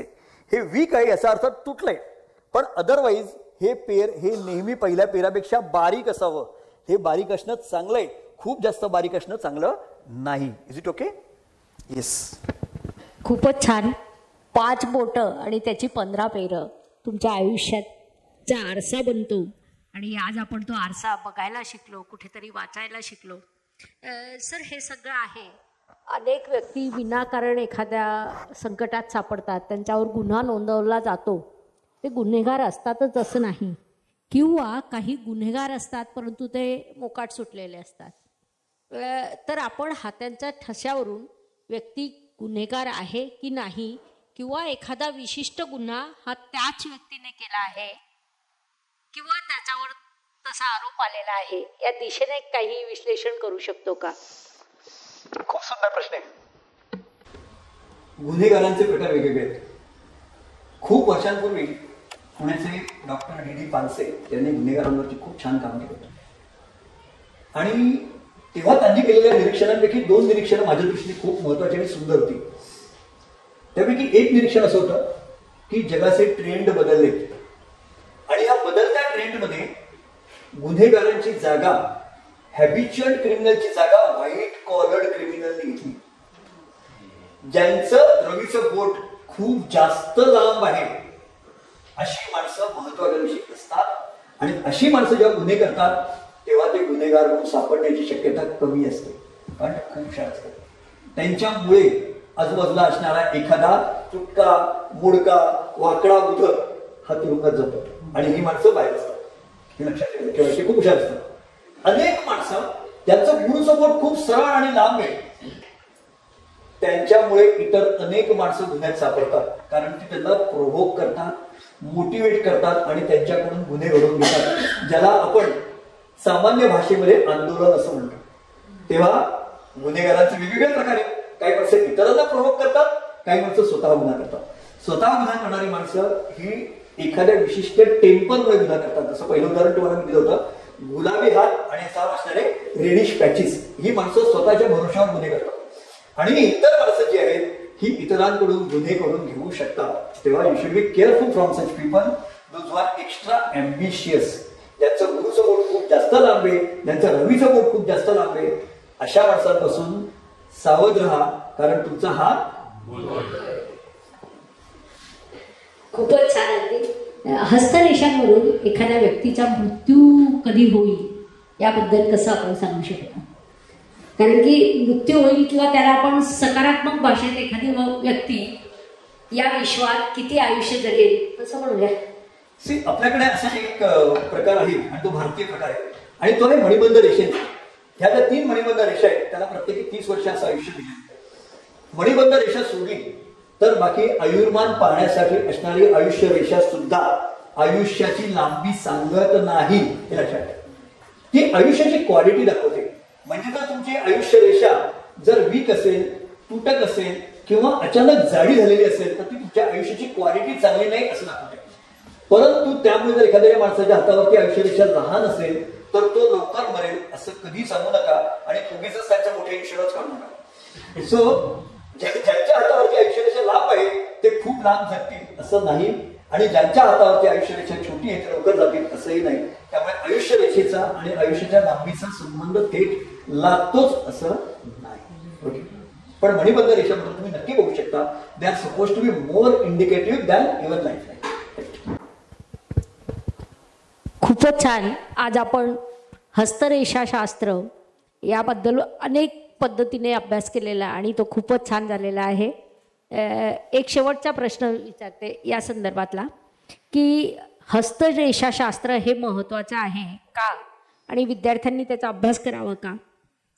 वैदिक ज्योतिषशास्त्राचा सखोल अभ्यास झालेला असताना किंवा शास्त्राच्या सर्व शाखांचा अभ्यास केलेला असताना पुन्हा हस्तरेषाशास्त्राचा अभ्यास करावा का? एक सांगेन तुम्हाला, तुम्हाला या जगात कोणत्याही प्रोफेशनमध्ये प्रॅक्टिस करायची असेल तरी सुद्धा तुम्ही पामिस्ट्री नक्की शिका. कारण पामिस्ट्री शिकायला सोपं आणि थेट आहे. हा थेट उपयोग करताना त्याचा देशकाल, वर्तमान आणि बॅकग्राऊंड नक्की बघा. पॉईंट नंबर 2, कारण जी तुमची निरीक्षणं आहेत ही त्याच्या बॅकग्राऊंडशी रिलेटेड आहेत. So they are not totally indifferent, ती अगदी टोटली वेगळी नाहीत, ती त्याच्यासमोर घ्यायची आहेत. हस्तसामुद्रिक शास्त्र ज्योतिषाने शिकणं हे 100% आवश्यक एवढ्यासाठी आहे की तुम्ही कोणाकडेही गेलात आणि सांगितलं मी ज्योतिषी आहे तर ते तुम्हाला समोर हात करतात. करेक्ट? कारण ज्योतिष म्हणजे हात बघणार, तर तुम्ही हात बघितलेच पाहिजेत आणि ते दाखवतात तेव्हा पहिल्यांदा हात पहिल्यांदा बघा वाकून की खरंच हात आपल्याला पैसे देणार आहे, फी देणार आहे की आपल्याला गंडवणार आहे हे आधी बघा आणि मग नंतर तशी कुंडली बघायची तर बघा, पाहिजे तर घर बघायचं तर बघा आणि सूचना द्या. Okay. So palmistry is compulsory, पण पामिस्ट्री फक्त पामिस्ट्री शिकू नका, कारण first palmistry is not sufficient to become professional. Okay. हे पण लक्षात घ्या की मी फक्त हस्तसामुद्रिक शास्त्र शिकेन, मी फक्त अमकच शिकेन, मी फक्त तमकच शिकेन आणि माझं आयुष्य मजेत जाईल प्रोफेशनल म्हणून, असं होणार नाही. डेस्टिनी मॅनेजमेंटला पर्याय नाही. जर तुम्हाला या क्षेत्रात प्रॅक्टिस करायची असेल तर तुम्हाला डेस्टिनी मॅनेजमेंट शिकायला त्याला दुसरा पर्याय नाही. म्हणजे तुम्हाला पामिस्ट्री, न्यूमरोलॉजी, वास्तुशास्त्र आणि त्यांच्या कॉम्बिनेशन मेथड्स ज्या अवेलेबल आहेत त्या शिकायला पर्याय नाही, असं नक्की. खूपच छान, आज धमाल आपल्याला ज्ञान मिळालेलं आहे. आता आपण सरांना रॅपिड फायर प्रश्न विचारणार. विचार करायला वेळ मिळणार नाही. प्रश्नाचं उत्तर एका शब्दात द्यायचं आहे. रेडी? येस. जर देवाला भेटायची संधी मिळाली तर कोणत्या देवाला भेटाल? कशाला भेटायचं त्याला? एका शब्दात. एका शब्दात. कोणालाच नाही. महाराष्ट्राचा मुख्यमंत्री बनवायची संधी मिळाली तर कोणाला बनवाल? देवेंद्र फडणवीस. कोणता काळ आवडतो? भूतकाळ, वर्तमान काळ, भविष्यकाळ? भूतकाळ बरोबरचा वर्तमान काळ. आवडतं पुस्तक कोणतं? आवडतं पुस्तक कोणतं? स्वतः लिहिलेलं. बरं. सगळ्यात वाक्याचं व्यवस्थापन. खूपच छान. लेखक श्री सुनील पुरोहित. मी नीलम पोद्दार. ओके. मला परत जायचं मुंबईमध्ये. ठीक आहे, आपण पुस्तकाचं नाव रिपीट करू. भाग्याचं व्यवस्थापन, श्री सुनील पुरोहित आणि श्रीमती नीलम पोद्दार लिखित पुस्तक. वाचकांनी अवश्य वाचावं, कारण सरांचं आवडतं पुस्तक आहे म्हणजे निश्चितच त्याच्यात खूप काही ज्ञान सोप्या भाषेत भरलेलं असेल असं आपण अपेक्षा करूया. तुमच्या सगळ्यात जवळचा मित्र कोणता?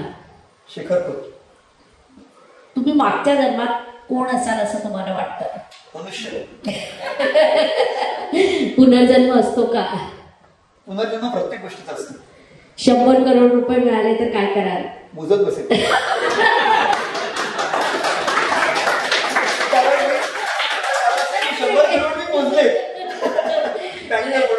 होय.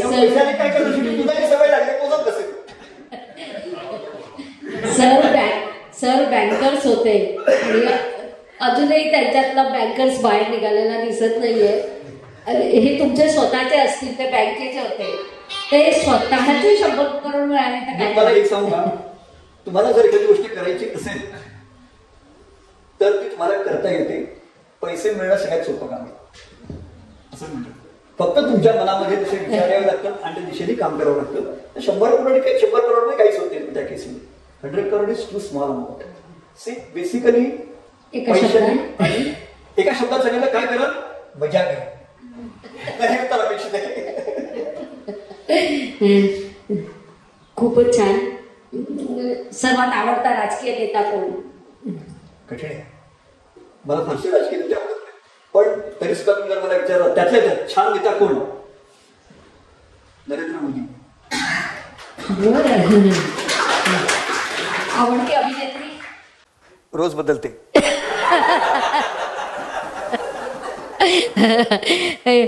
हात पाहत असताना नाही बदलत ना? नाही, म्हणून मी कॉम्प्युटरवर हात बघतो. खूपच छान. राजकारणात जायचं असेल तर कोणत्या पक्षात जाल? कठीण आहे हो, कारण राजकारण माझा पिंड आहे असं मला नाही वाटत. पण जेव्हा एखादी गोष्ट, एका वाक्यात सांगतो, एखादी गोष्ट जी तुम्हाला वाटतं पण कधी करू नये तीच तुमच्या हातून घडत असते. जर मला विचारलं कोणत्या राजकीय पक्षात जाईल तर मी नक्की सांगेन भारतीय जनता पक्ष, कारण तो पक्ष आता सुधारण्याची वेळ आलेली आहे.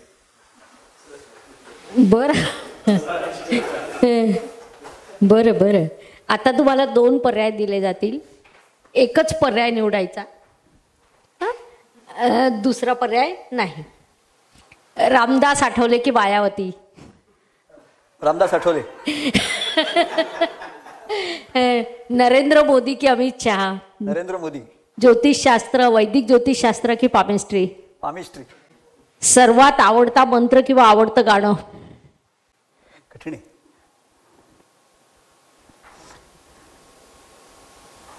या जन्मावर या जगण्यावर शतदा प्रेम करावे. वा वा वा, खूपच छान. आई की बायको? फार वाईट प्रश्न आहे. दोघांना मी व्हिडिओ दाखवणार आहे. मी म्हटलं त्याप्रमाणे माझी आणि मुलाची आई. बायको की मुलगा? बायको. बरं.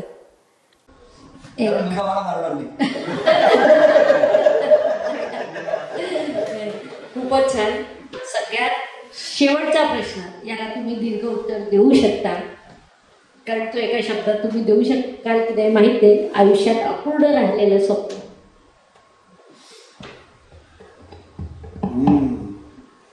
खरं मी आयुष्यात खूप स्वप्न पाहिली आणि त्याविषयी असं पूर्ण केली असं म्हणून. एक स्वप्न माझं आहे आणि ते मला खूप चांगलं सगळ्यांशी शेअर करावं वाटतं. या स्वप्नाचा जो मेन आधार आहे तो म्हणजे बुद्धिबळाशी रिलेटेड आहे. जेव्हा मी बुद्धिबळ पाहतो तेव्हा आज एक अशी स्थिती झाली की आर्टिफिशियल इंटेलिजन्सच्या जोरावरती बुद्धिबळ खूप पुढे गेले आणि ते इतकं पुढे गेले की जगज्जेत्याला सुद्धा विदाऊट क्वीन मारण्यात आर्टिफिशियल इंटेलिजन्स पुढे गेले. माझं एक स्वप्न असं आहे की भारतातल्या बुद्धिमान ज्योतिषांनी एक प्रचंड बुद्धिमत्ता एकत्र करून एक मोठी प्रज्ञा उत्पन्न करावी आणि त्यांनी देशाला मदत करावी.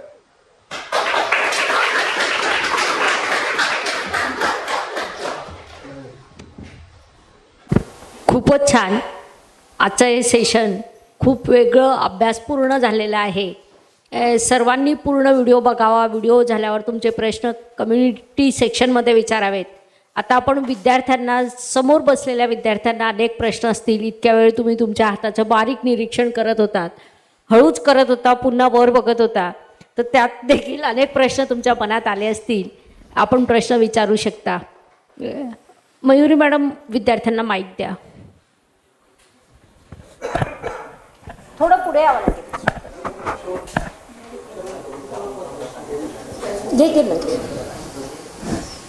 आवडला आहे. त्यामुळे बरेच दिवसापासून आहे एक डोक्यामध्ये, म्हणजे ही जी उंचवटे जे आहेत प्रत्येक बोटाखाली साधारण असतात, तर ते त्या खाली असतात असं नाही आहे. असं कडेला असतात, ह्या कडेला किंवा ह्या कडेला. मग ते नेमकं आता गुरुचं समजा आहे तर ते पलीकडे गेलं किंवा त्याच्या अलीकडे गेलं तर गुरुचं समजायचं का त्या पलीकडच्या बोटाचं समजायचं? मॅडम, कसं आहे माहिती का की हा खूप चांगला प्रश्न आहे आणि हा डिटेल्ड कोर्सचा पार्ट आहे. त्यामुळे त्याचं उत्तर मी तरी तुम्हाला नक्की देईन की उंचवट्यांची जागा हा त्या उंचवट्याचे गुणधर्म, त्याचं बलदर्शक आहे. त्याचं बल कमी किंवा जास्त दाखवण्याचा प्रकार आहे. एखादा उंचवटा ज्या दुसऱ्या उंचवट्याकडे सरकतो तेव्हा तो त्या दुसऱ्या उंचवट्याच्या प्रभावाखाली आलाय असं आपण म्हणतो. दुसऱ्या उंचवट्याच्या प्रभावाखाली आहे असं आपण म्हणतो. साधारणतः तुम्हाला मी सांगू का, तर्जनीखाली असणारा गुरुचा उंचवटा हा सहसा सरकत नाही. बरोबर आहे. पण शनीचा किंवा रवीचा उंचवटा थोडा सरकताना दिसतो. That's it. पण मग तो शनीचाच म्हणायचा ना, रवीचा तो शनीच म्हणायचा, पण तो शनी आहे तो गुरुला धक्का मारतोय असं म्हणायचं. पण मग त्या दोन्ही याचा आपल्याला नक्कीच जो उंचवटा सरकतो त्याचं महत्व कमी होतं आणि तो ज्याच्याकडे सरकतो त्याचं महत्व वाढतं. Okay, thank you sir. Good question. खूप छान प्रश्न विचारला साप्ते मॅडम तुम्ही. आणि खरं तर नाही, हा हस्तरेषा शास्त्रातला अत्यंत महत्वाचा विभाग आहे. खूपच छान. डोक्यामध्ये हे असतं आणि बरेच जणांचे त्याच्या खाली असतातही, पण ते म्हणजे फार मोठे मोठे लोक असतात ते. पण कुठे गेले तरी पटकन माझ्या हाताकडे लक्ष जातं. जे साधारण माहिती आहे ते लक्षात येतं, पण ह्यामुळे कसं ना हे बारकावे लक्षात येत नाही. ते आपल्यासारख्या तज्ञांच्याकडनंच कळू शकतं. बरोबर आहे, बरोबर. धन्यवाद. गुणधर्म तपासण्यातल्या 10 मुद्द्यांपैकी एक मुद्दा आहे. ओके, धन्यवाद. खूपच छान. अजून कुणाला काही प्रश्न विचारायचे आहेत? सर, तुम्ही मगाशी म्हणालात की झोपलेल्या व्यक्तीचा हात आला तर विचित्र, म्हणजे काय झोपलेला असताना हाताचं काही चेंज होतात का? नाही नाही नाही, आता तुम्हाला एक सांगू का, तुम्ही जेव्हा हाताचा फोटो देता तेव्हा तुम्ही आणि हात दोघे जागे असतात. एखादा माणूस झोपलेला असेल तर तो हात सुस्त असतो, म्हणजे त्याची बोटं आहेत ती अशी निर्जीव असतात. निर्जीव हाताचे फोटोग्राफ घेण्यापेक्षा सजीव हाताचे फोटो घेतले तुम्हाला जास्त चांगलं वाटेल, असा यातला पार्ट आहे, बाकी काही नाही.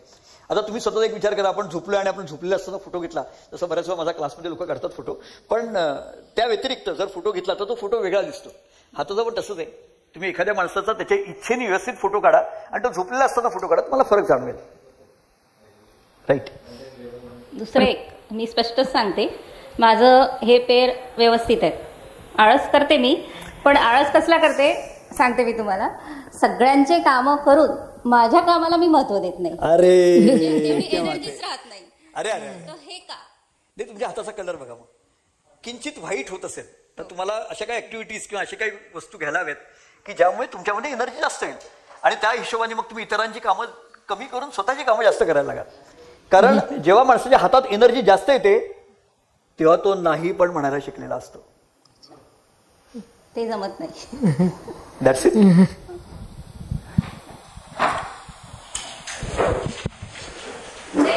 मागे द्या. मला नको त्यांना.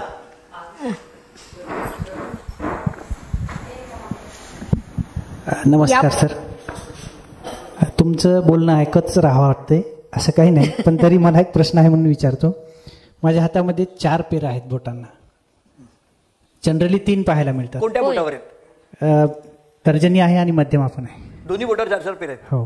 मला असं वाटतं तुम्ही कॅमेरा समोर आणून दाखवू शकता. हो. Please, welcome. कोणत्याही कॅमेरा समोर दाखवा. हा चालेल ना. बोटं थोडी मोकळी करा. कावळा उडाला, चिमणी उडाली. करा 1 मिनिट. सोडा. आणि दोन्ही हातावर 4 आहेत का? हो. माईक कोणीतरी धरा 1 मिनिट. दोन्ही हाताचे दाखवा.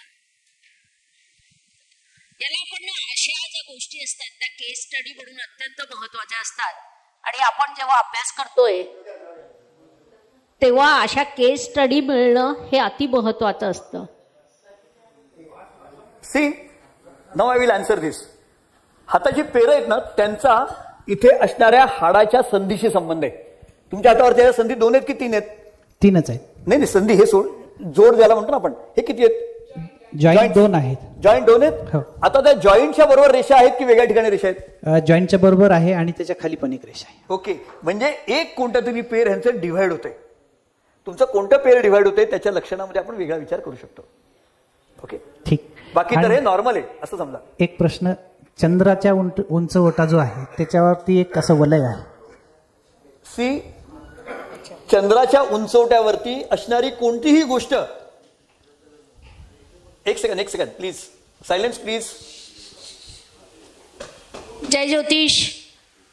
चंद्राच्या उंचवट्यावर असणारी कोणतीही गोष्ट ही इमॅजिनेशन वाढवणारी असते.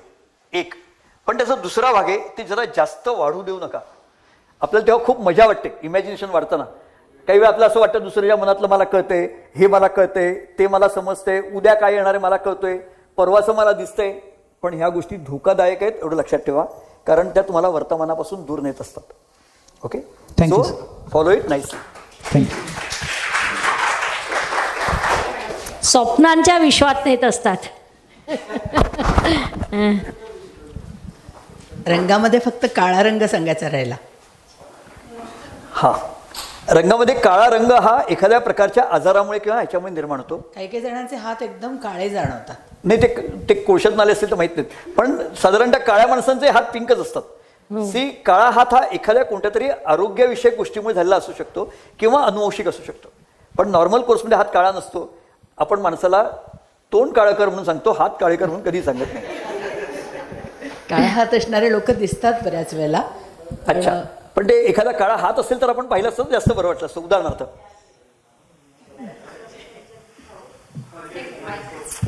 प्रश्न पडलेला आहे, हे जे हस्तरेषा शास्त्र आहे ह्याच्यामध्ये फक्त रेषावरच, म्हणजे रेषेलाच महत्व आहे का त्या हातावर असलेल्या तिळाला किंवा काही डागाला पण महत्व आहे? प्रत्येक गोष्टीला महत्व आहे. सरांनी आपल्याला तेव्हापासून तेच सांगितलं.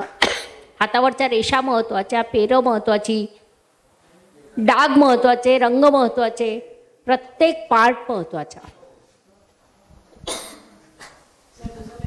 हो साबदे मॅडम, आपण विचारू शकता दुसरा प्रश्न. सर, मी असे काही हात बघितले आहेत की त्याच्यावरच्या ज्या रेषा असतात त्या अक्षरशः चाकूनी कशा आपण काढतो ना, चाकूनी असे म्हणजे खोल आणि काळ्या काळ्या असतात. रेषांचं टेक्स्चर जे हां, पहिली गोष्ट म्हणजे ते एज प्रमाणे पाहावं. नाही तर ते I am coming to that point. चांगली रेषा ही डीप, थिन आणि पिंक अशी म्हटली जाते. काय म्हटलं मी? डीप, थिंक आणि पिंक. थिन आणि पिंक किंवा रेड, त्याचा रंग चांगला असला पाहिजे. रेषा जितकी खोल तितकी चांगली. इथे मात्र ना हाताचा प्रकार आहे ना, तो खूप महत्वाचा आहे. ज्यांचे हात निमुळत्या प्रकारामध्ये मोडतात साधारणतः, त्यांच्या हातावरच्या रेषा जास्त खोलगट असतात. आणि व्हेर ॲज ज्यांचे हात पसरट, जाडजूड आणि बाहेरच्या बाजूला पसरणारे असतात किंवा चौकोनी प्रकारचे असतात, त्यांच्या हातावरच्या रेषा कमी असतात पण त्या इफेक्टिव्ह असतात. ओके, पण मग आता हे काय आपण ह्या चांगल्या रेषा दोन्ही गोष्टी तुम्हाला एकत्र मिक्स करायला लागतं, कॉम्बिनेशन मिक्स करायला लागतं. उदाहरणार्थ, एखाद्या पेलवानाने मारलेला बुक्का आणि एखाद्या सामान्य दिसणाऱ्या माणसांनी मारलेला ठोसा लागेल काय? बुक्का. त्यामुळे त्याच्या हातावर असणारी छोटीशी देखील रेषा मोठा परिणाम देते. आणि व्हेरॅज ज्याच्या हातावरती बऱ्याच रेषा दिसतात त्याच्या हातावरती असणारी डीप असणारी रेषा सुद्धा तेवढे परिणाम देते असं वाटत नाही. पण मग तो ह्या माणसाचं आयुष्य तसं त्रासदायक असू शकेल असं नॉट नेसेसरली. बघा, शेवटी हातावरती जास्त रेषा असण्याचे दोन प्रकार आहेत. हा अख्खं पामिस्टर शिकण्याचं मला वाटतंय. काही रेषा असतात त्या इलेव्हेटेड लाईन्स असं म्हणतात. म्हणजे इथून निघून त्या वरच्या दिशेने जाणाऱ्या नुसत्याच रेषा असतात. त्या इलेव्हेटेड लाईन्स जेव्हा एखाद्या माणसाच्या हातावर असतात तेव्हा त्या रेषा नुसतं त्या माणसाच्या आयुष्यामध्ये विचारांचं जाळं निर्माण करतात. त्यामुळे त्यातून मोठे घटना घडतील असं नाहीये. या उलट एखाद्या रेषेची टेंडन्सी असते ती दुसऱ्या रेषेला कट करते. आणि जेव्हा ती रेषेला कट करते तेव्हा त्या रेषेच्या फळामध्ये न्यूनत्व निर्माण करते. इतकं सोपं असतं ते. ओके ओके ओके, धन्यवाद सर. थँक्यू. खूपच छान. आता शेवटचा एक प्रश्न आपण अजून घेऊयात. पटवर्धन सर.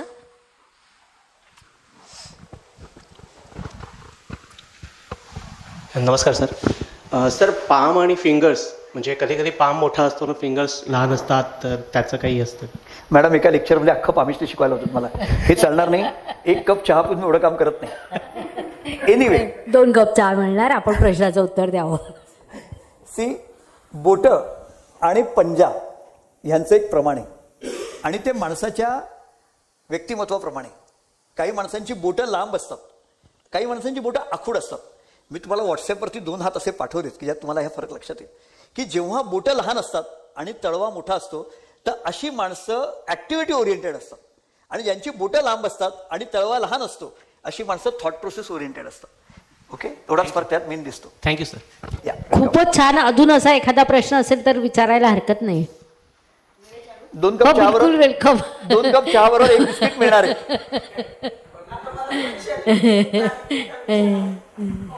नमस्कार सर. अशा लाईन्स असतात आणि खूप लाईन्स असल्या म्हणजे फाटे, लाईन्सवर खूप फाटे असतात, तर त्याचं मिनिंग काय असतं? प्रत्येक रेषेच्या अनालिसिससाठी 100 रुपये चार्ज असतो. बरं, आता दुसरा भाग कसा आहे की याच्यात एक सोपा सिद्धांत तुम्हाला मी सांगतो. ती रेषा हातावरचा प्रवास दाखवते. म्हणजे कसं आहे, ती कुठून निघाली आणि कुठे चालली. मंगळाकडून निघाली की गुरुकडून निघाली, आयुष्य रेषेकडून निघाली की अंतःकरण रेषेकडून निघाली. समजा एक रेषा अंतःकरण रेषेकडून मंगळाकडे येत असेल म्हणजे हाताच्या मध्ये असं जर तुम्हाला हात दिसला तर त्या माणसांनी आउट ऑफ इमोशन एखादी गोष्ट घडवली आहे का हे तपासून बघा. अशा तऱ्हेने त्या रेषा सुटल्या कुठून पोचल्या कुठे तेवढं बघायचं असतं. बरं, आणि आता दुसरा प्रश्न. आता तुम्ही एक सांगितलं की ह्या बोटाची लाईन अशी सरळ गेली आणि ती झुकली. ओके, झुकली पण तिला फाटे पण आले तर? बघा, हा प्रश्न खूप चांगला आहे. अनेक वेळा ना एखाद्या माणसाच्या व्यक्तिमत्वाचे पैलू पुढे जाऊन बदलतात. उदाहरणार्थ, एक मनुष्य कलावंत आहे आणि खूप चांगला कलावंत आहे आणि पुढे जाऊन हा कलावंत डायरेक्टर होतो, पुढे जाऊन हा कलावंत रायटर होतो. काय होईल? त्याच्या व्यक्तिमत्वात बदल होईल की नाही? तो बदल कुठे दिसेल तुम्हाला? रेषेवर दिसेल किंवा बोटात दिसेल. बोटात दिसला तर तो व्यक्तिमत्वात झालेला मोठा बदल आहे आणि रेषेत दिसला तर तो कृतीत झालेला बदल आहे असं आपण म्हणू शकतो. तिसरा प्रश्न सॉरी बस बस. मॅडम तुम्हाला प्रश्न विचारायची परवानगी आहे, प्रश्न पत्रिका देण्याची परवानगी आहे का मला माहित नाही. जरूर विचारा. 2 लाईनच्या मध्ये क्रॉस लाईन असेल तर हे नॉर्मल आहे. सी बघा कसं असतं की कोणत्याही रेषा असतील तर त्या रेषा सरळ त्यांना आपण काम करू देतो का? नाही. मग क्रॉस रेषा असणारच आहेत. सी लाईन ऑफ ऍक्शन म्हणा किंवा लाईन ऑफ रिॲक्शन म्हणा, ह्या 2 रेषांच्या मध्ये असणाऱ्या रेषा ह्या असायला हव्याच आहेत, कारण त्या मंगळाच्या मैदानातून चालल्यात. तर मैदानात कोण खेळत असणारच की आणखी नवीन नवीन. असं नाही ना की त्याचा काहीतरी वेगळा प्रभाव पडतो किंवा सगळ्या रेषांचा प्रभाव पडतो, पण तो त्या व्यक्तिमत्वाच्या प्रमाणात पडतो. ही ऑन दी स्पॉट आपल्याला केव्हाही कोणीही रिझल्ट मागत असतात, म्हणून किती जरुरी आहे हे आपल्याला सरांनी महत्त्व सांगितलेलंच आहे. तर आज मी सर्वांचे इथं आभार मानते. वैदिक ज्योतिष संशोधन केंद्र आणि आपल्या गुरुमाऊली डॉक्टर सो ज्योती जोशी यांच्या कृपेने आज मी या मंचावर आहे, त्याबद्दल मी आभार मानते. सगळ्यात शेवटचा नंबर.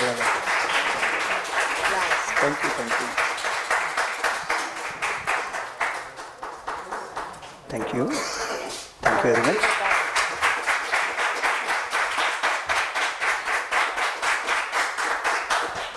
नमस्कार. शास्त्राचा अभ्यास करण्यासाठी माझी मराठीतून 11, हिंदीतून 2 अशी पुस्तकं प्रकाशित झाली आहे. विशेष बाब म्हणजे मी स्वतः संशोधित केलेली ज्योती जोशी पद्धती अर्थात जे पद्धती या विषयावर स्वतंत्र ग्रंथ उपलब्ध आहे, त्याचा देखील लाभ घ्यावा. यूट्यूबची कार्यप्रणाली ही मुख्यतः लाईक, शेअर आणि सबस्क्राईबवर चालते. Please like, share and subscribe the channel. धन्यवाद. शुभम भवतु. जय ज्योतिष.